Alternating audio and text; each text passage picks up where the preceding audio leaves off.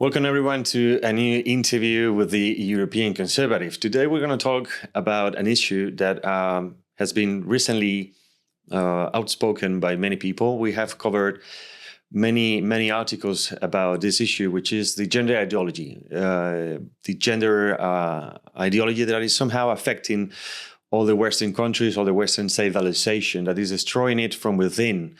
And more, there are some people that are willing to talk about the consequences of these ideas, of this indoctrination, not only into children, but also into adults. Today, we have with us Walt Heyer, who is a prominent voice in this movement. He used to identify himself as a transgender, but as he said, he later returned to his biological sex and take his life back. After living for 8 years as Laura, he went through a full gender reassignment surgery and being publicly celebrated for his transition. But Walt became to a stark realization. The change did not resolve his pain. Today, he shared his testimony to expose what he calls the false promise of gender ideology, especially when applied to children and vulnerable individuals.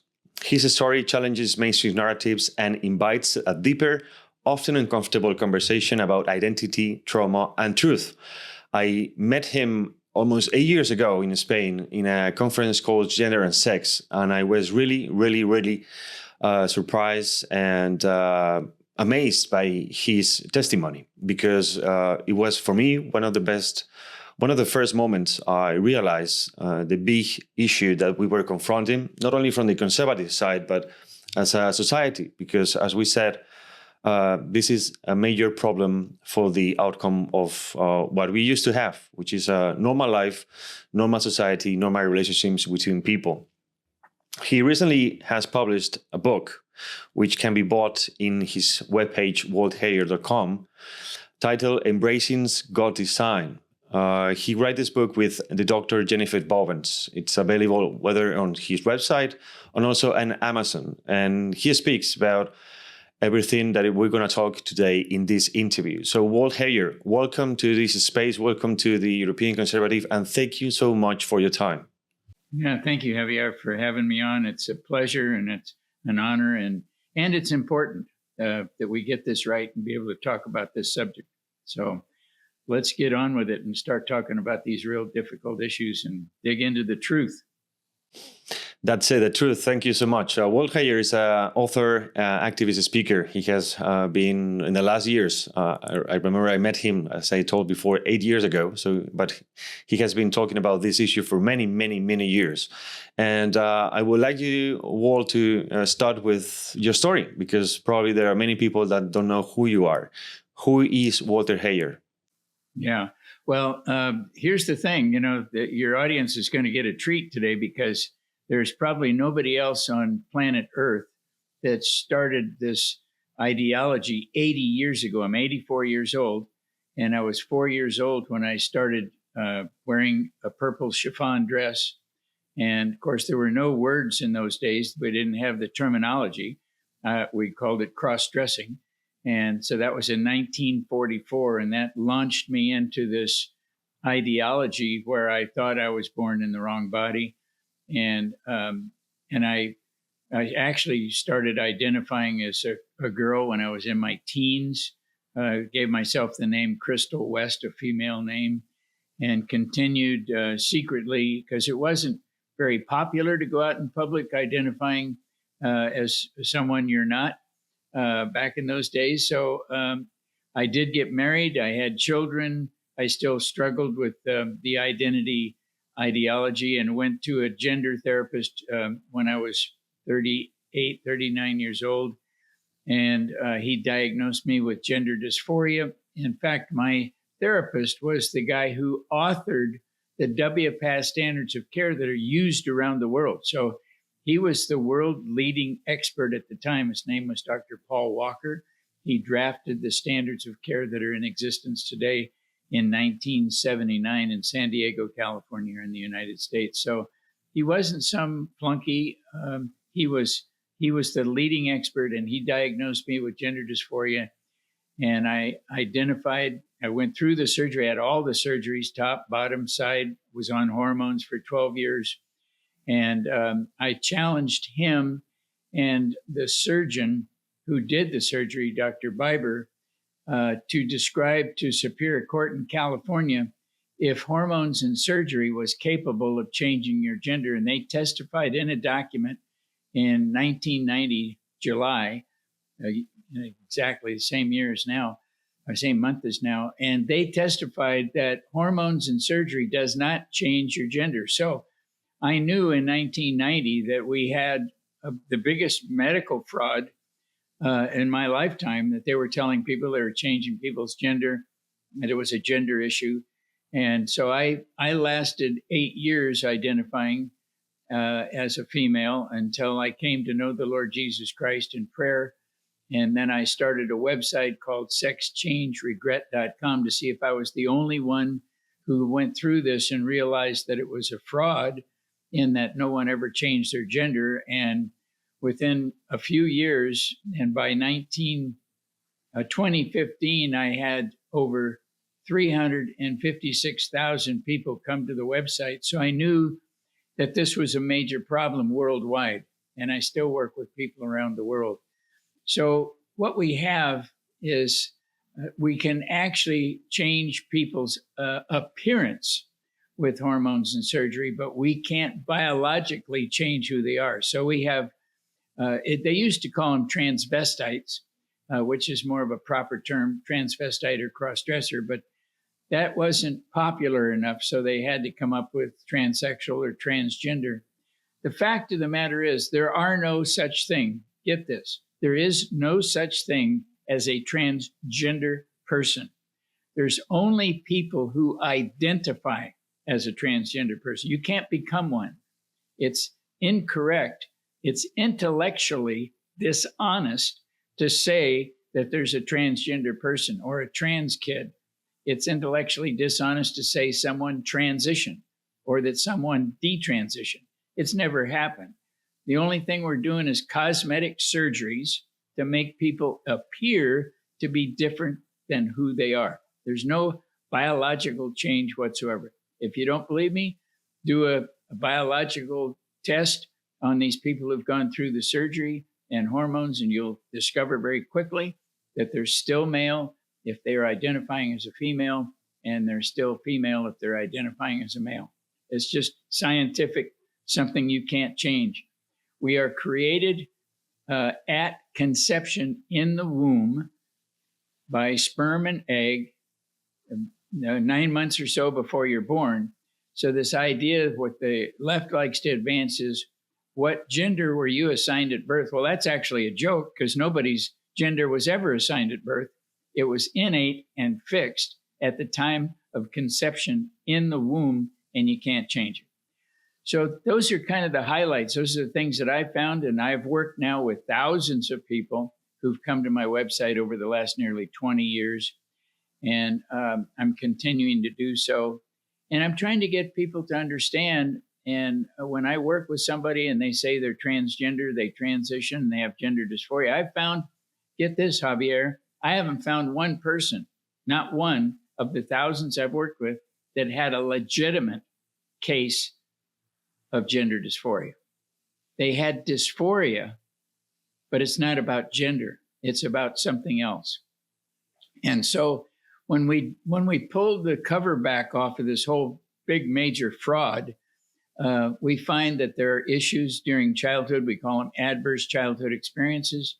We call it internet indoctrination or social contagion. Those are kind of the three primary factors. And you mentioned the book. I'll just show it to the people so they can see it. This book has all the information in it.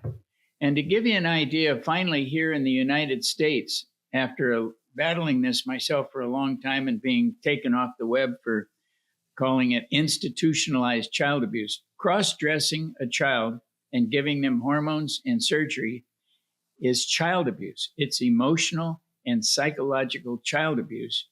And I've been speaking about this for nearly 10 years. And the only thing, Javier, that hormones and surgery can do to someone is devalue, dehumanize, and destroy how God made them. That's all that can happen. It doesn't change their gender. Devalue, dehumanize, and destroy their function as how they were made to function. So we have a lot of children running around who can't bear children, girls who are not be able to give birth, and they are identifying as transgender. They're just been mutilated by this horrific surgery. Now, the key thing is in the US, and I hope that other countries around the world follow, the Supreme Court of the United States issued just a week ago a stop in the first case submitted by the state of Tennessee to stop giving hormones and doing surgery on children.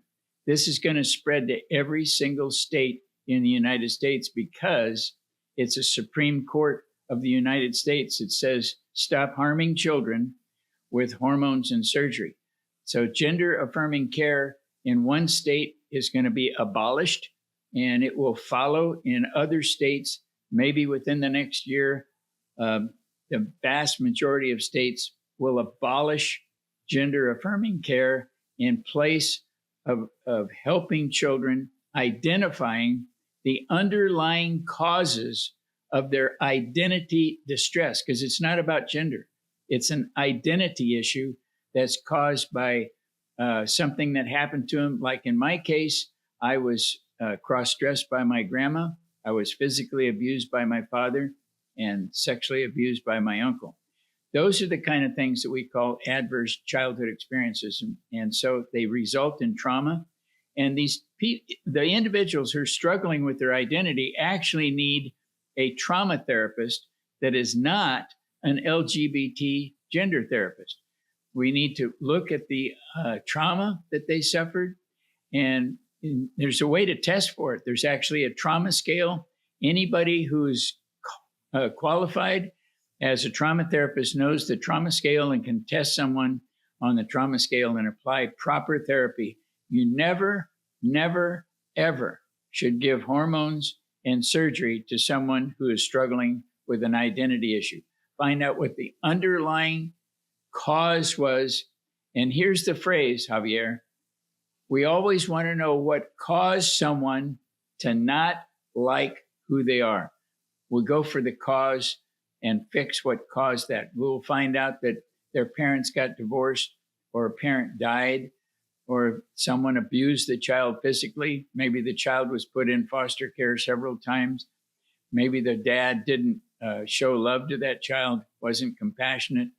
There's thousands of things that result in adverse childhood experiences that cause people to not want to be who they are. And that's really the key, Javier.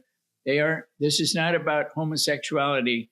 Over 90% of the people I've worked with are not homosexual. They have an identity issue that requires someone to sit down with them and ask them why they didn't like who they are.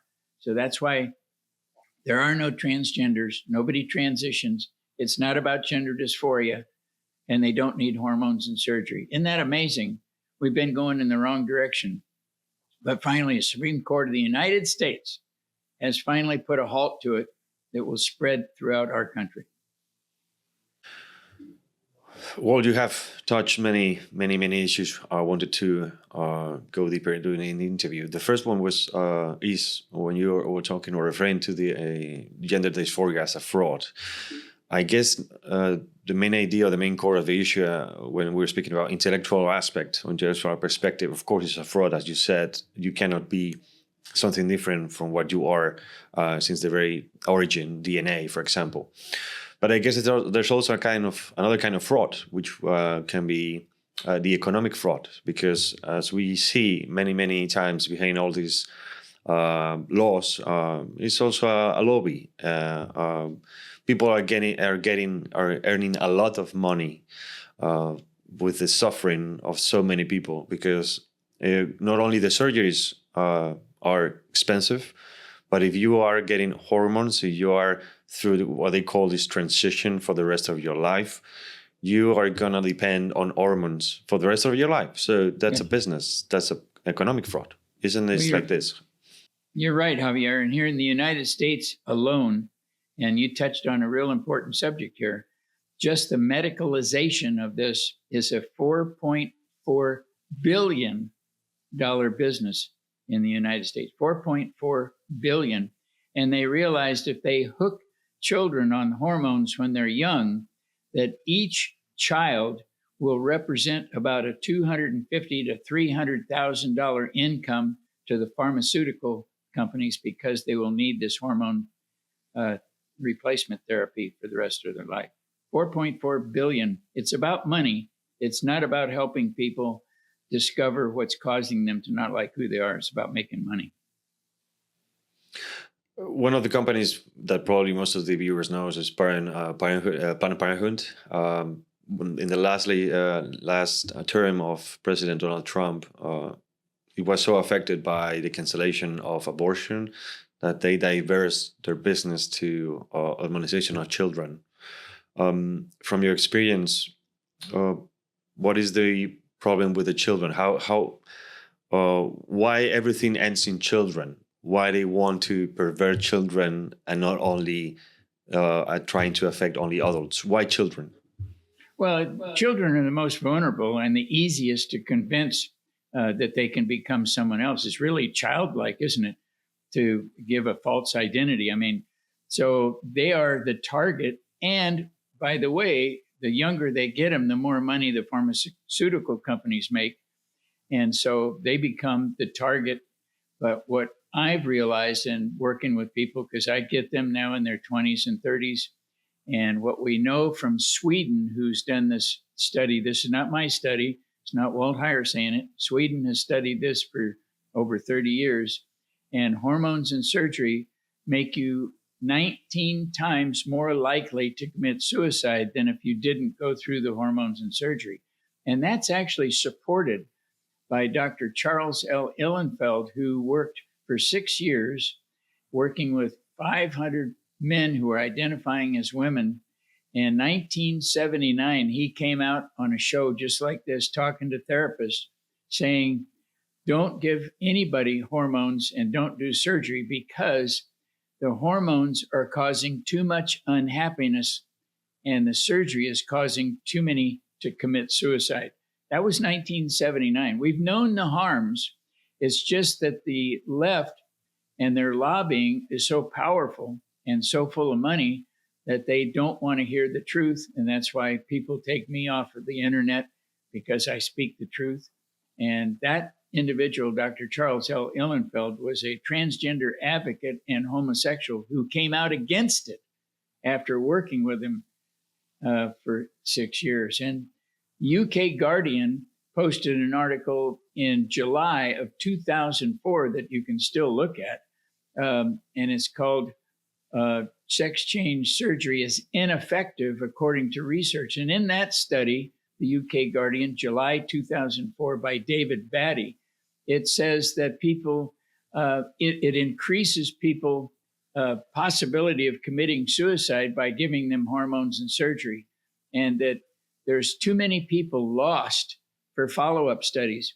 Javier, over 90% of the people who go through these procedures are unable to be accounted for and used in research studies. The only thing that we have is 10% of the population, and they're trying to make judgment on giving children hormones based on the 90% that are lost, as if it's good and effective. Nobody's gender's ever changed. To me, that is the elephant in the room.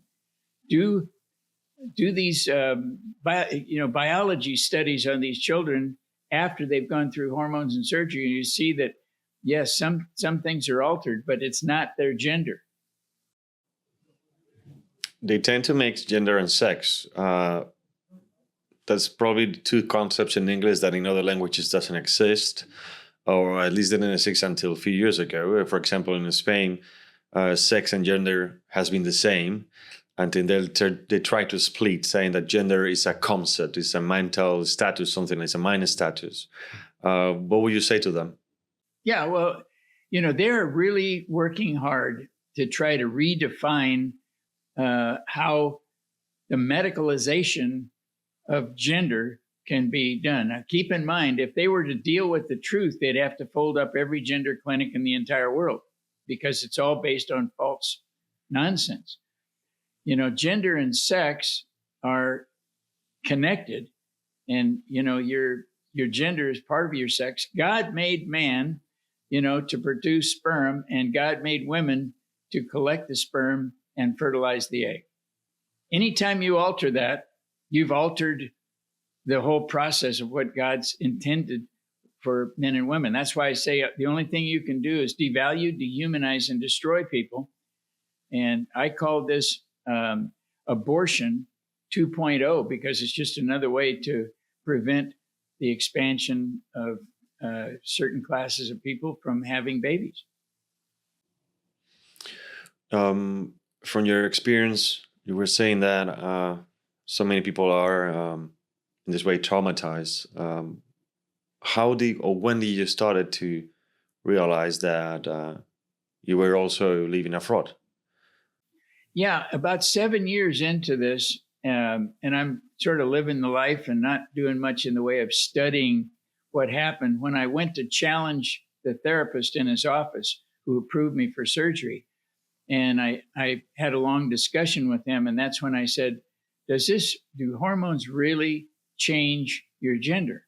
And he was kind of perplexed about me asking. And I said, well, why don't you and the surgeon who did the surgery write a document, an affidavit to Superior Court and testify, because I need to restore my birth record back to Walt Heyer male, and I need a doctor's letter. And so that's when they wrote the thing and said, your inner morphology, which is what comprises everything you are. It's a word you probably haven't heard before. Everything you are, inner morphology, does not change. It's only cosmetic. These surgeries are cosmetic surgeries. They're not effective in changing someone's biology or gender or sex or anything else. That is all imaginary. It's sort of like folklore. You have to lie to yourself and make yourself believe that you've changed because you look in the mirror and you look different, but you didn't. And when you realize this, and that's why I've had thousands of people contact me and say, this is the biggest fraud in the world. I never had gender dysphoria. The surgery didn't change me. The hormones didn't change me. Well, do what you can. And that's what I'm doing. And that's why I'm speaking out. Hopefully, we'll continue to find people who are willing to listen and willing to dig in. And if you don't believe me, check me out. I guarantee I'm right. You said you help people as you need help at the time. What kind of people do you work with? Are they also an example of how there's an exit from this kind of labyrinth? Yes. They're writing me saying the first thing they write is, the hormones and surgery didn't change me. Can you help me restore my life and get my life back? And so then we dig in and I say, the most important thing is to find out why and what caused you to not like who you are and why you moved into this area. And you always find something that was very traumatic. So many different examples. I'll just give you one real quick one. I worked with a guy who was 73 years old. He'd been identifying as a female for 60 years. And I told him, I said, so what happened when you were 13 years old when you started identifying as a female? And I said, that's all I want to know. Just tell me what happened to you in your life, in your atmosphere you were living in. And he says, my mom was a raging alcoholic, and she would run around with a butcher knife about 3 times a week trying to murder my dad. And I said, well, you're living in an environment that traumatized you. What you really need is a trauma therapist. And Javier got him into a trauma therapist. And within a very short period of time, the trauma therapist helped him. He stopped identifying as a female and re-identified as being a man, living his life out. He got his life back. And that's what this is all about. I want people to get their real life back. That's what I do. And I always find something. It's amazing. Every time I get into a discussion with somebody, I find out what happened that caused them to not like who they are. Then I deal with that issue, which is never about gender dysphoria. It's always about something else. It's about bipolar disorder.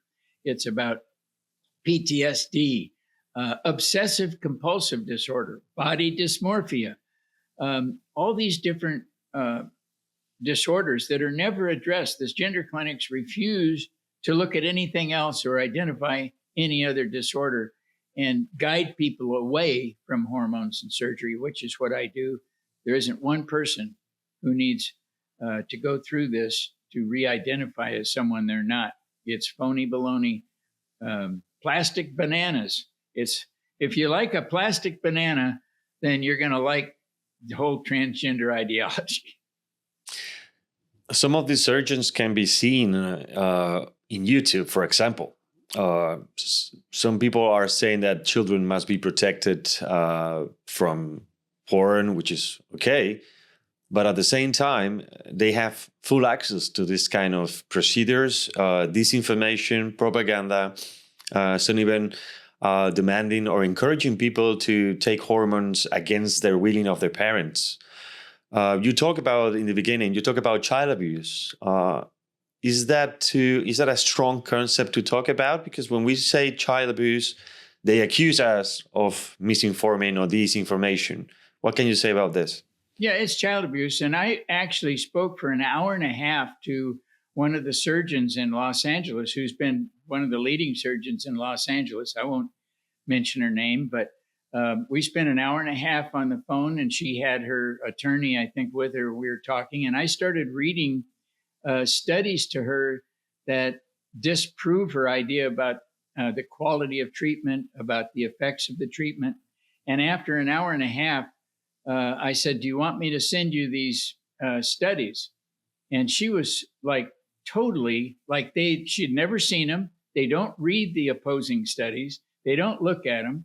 And when I had this opportunity to do it, that was the last I ever heard of her. She was actually in shock at some of the stuff I was reading to her and the stories. And I don't know from that point on what happened, except she never contacted me again. I never heard from her again. I think we have to understand that the surgeons who are coming out and talking about this are making money. And this is a money play. It's not about anything else. As an example, I'm on here for free. I have done media for over 10 years without ever getting paid a dime. I don't make money off of this. Even the people I help, Javier, I have never asked for 1 cent, not a dime. I don't even ask them to buy a book. I do it for free. If those people think that actually this is helping them, then dadgummit, start doing it for free and take no money.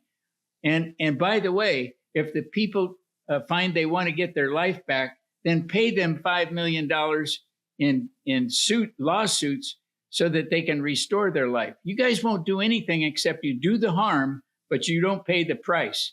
And that's what really galls me. You don't care that the people's lives are destroyed. You don't care about children not being able to being able to produce sperm and be a dad, or a girl to be a mom. You don't care. You do not give a rip. You don't care that those lives are destroyed. And you should be ashamed of yourself. And the fact of the matter is, it's the surgeons and the doctors who should be locked up and put in jail. Especially about this, but just in the opposite way. And many countries have passed some laws. The last country has been Spain, and where now you can go to jail if you're a parent or your father or mother, or you're a professional, a doctor that opposes to force someone to go through a process of resignification or regender, whatever you want to call it. What is happening? I mean, everyone went crazy somehow. Why is this being just even possible to do in our countries, which are supposed to be rule of law countries? How is it possible that a father or mother can go to jail just because they opposes that their children is transgender, how they call it? Well, there's a lot of reasons, and we could have another 2-hour discussion on that. But part of it is socialism, part of it is communism, and part of it is Marxism. Marxists believe that there should be no such thing as a nuclear family. And I did a documentary many years ago about this. And once they you understand, once they destroy the identity gender identity, whatever identity it is of male and female, and convince people they can change, you're destroying, Javier, the foundation of society, which is men and women. They're out there trying to destroy the very foundation of a healthy, happy society that's built on men, women, bearing children, and raising more children. And they don't like that. They're trying to create their own world around people who can identify any crazy way they want, even though all of it is a total lie, and it destroys people and causes more harm to their bodies and more suicides. They don't care.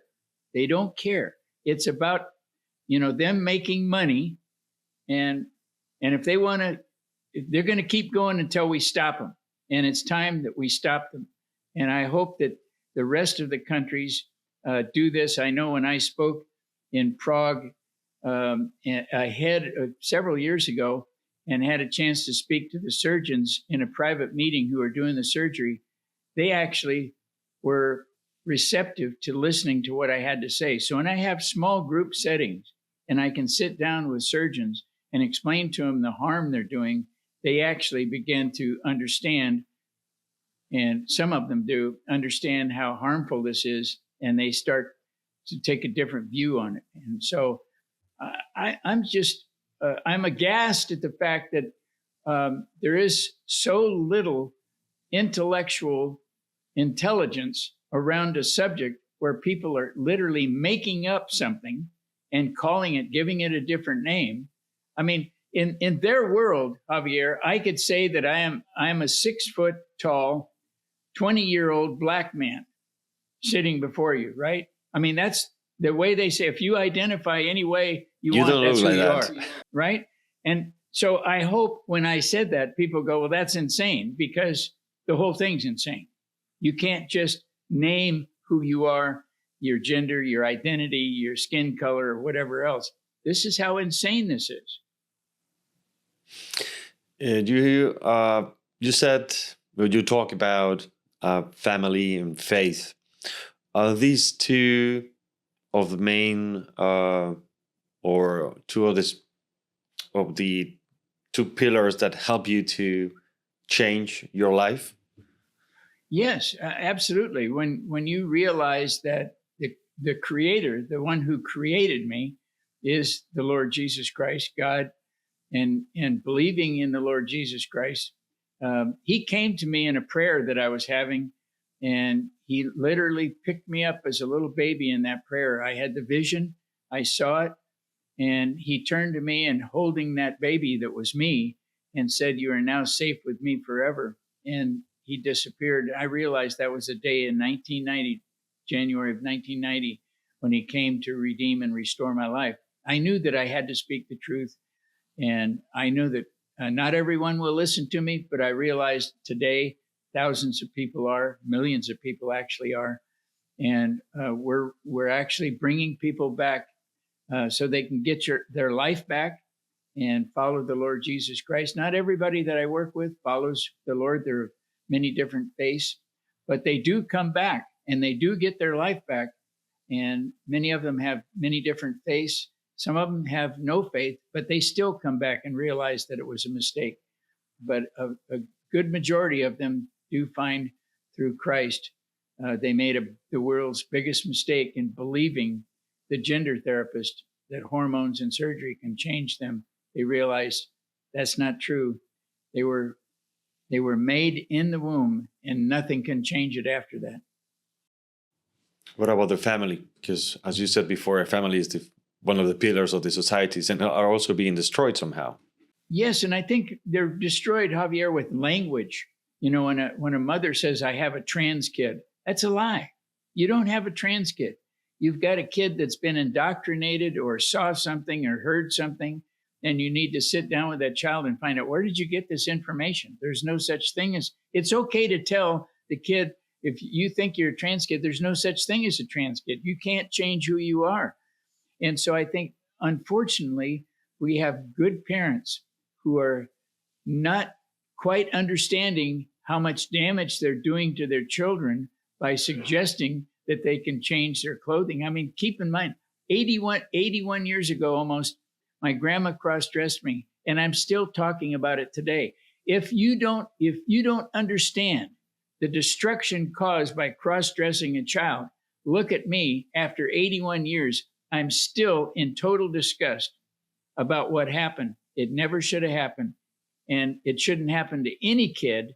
And every parent should take responsibility in protecting their kid from this insane ideology they call transgenderism. Well, Walt, thank you. Thank you so much. Thank you for your honesty. Thank you for your courage of saying your story. And of course, thank you for helping so many people to find an exit and to take their lives back, as you said in the beginning.